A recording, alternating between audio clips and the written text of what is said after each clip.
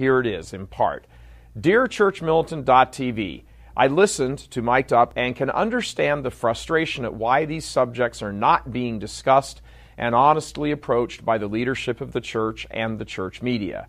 I just wanted to suggest that perhaps you should have a follow-up commentary along the lines of why you remain a Catholic and are stepping up fighting this evil in the church rather than leaving the church as so many Catholics have when they've faced some of the same political game playing in the church. I feel this would give hope and encouragement to many who have left the faith for the various reasons you list. Thank you for all your efforts on behalf of our Lord. Well, thank you first of all for that email, and we couldn't agree more. So here is the short point. The Catholic Church is the most important thing in our lives because it alone provides the transport to eternal destiny. This is abundantly clear from our Lord's own words. Therefore, the church must be defended and preached and advanced with every fiber of our being. In days gone by, perhaps a perception ruled the church culture that things were moving along rather swimmingly and we could relax a bit. That attitude permeated the time both before and after the Second Vatican Council, and it is a wrong attitude. Evil never rests, the diabolical never goes on break. As Pope Leo XIII said, Catholics are born for combat. Any, meaning any assault against the church, including assaults from within, in fact, most especially assaults from within, must be met with a ferocity greater than the assault. Truth is a purifier. When the truth is told and revealed, evil has a tendency to retreat. Truth is stronger than lies, but only if it is proclaimed.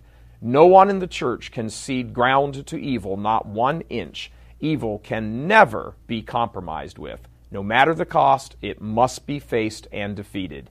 This was certainly the attitude of the church fathers and doctors in eons gone by, not to mention the saints who were martyred, who really put their money where their mouths were. But when a spirit of being a wimp enters the normal life of the church, then there's a problem. When it becomes widely accepted, it begins to drain the lifeblood of masculinity from the church, and disaster befalls us.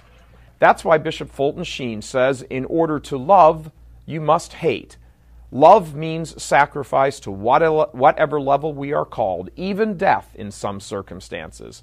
If a person loves to this extent, then they must hate that which attacks the object of their love. Not people. We are always called to sacrifice and pray, even for our enemies, especially for our enemies. But we must hate deeply attitudes and philosophies and any spirit which threatens to undo the work of the church. G.K. Chesterton once summed it up succinctly, quote, "The true soldier fights not because he hates what is in front of him, but because he loves what is behind him." In other words, the primary motive is love. We fight because we love. And to weave Sheen back in here, that love inspires a hate against that which is good and beautiful and true. It's why God himself in the Garden of Eden says to the serpent, "I will put hatred between you and the woman, between your offspring and hers." A movie a few years back that was a typical Hollywood slam job against the church and the Crusades had one line in it that was quite memorable, despite the fact that it comes from a poorly researched, agenda-driven flick. The king says to the young knight, quote, "Be without fear in the face of your enemies. Be brave and upright, that God may love thee. Speak the truth always, even if it leads to your death. Safeguard the helpless and do no wrong. This is your oath." This is why the church is worth fighting for. She gives us beauty and truth and goodness. She is our mother, and she is the safeguard of our souls. There is nothing more important on this earth. God love you. I'm Michael Voris.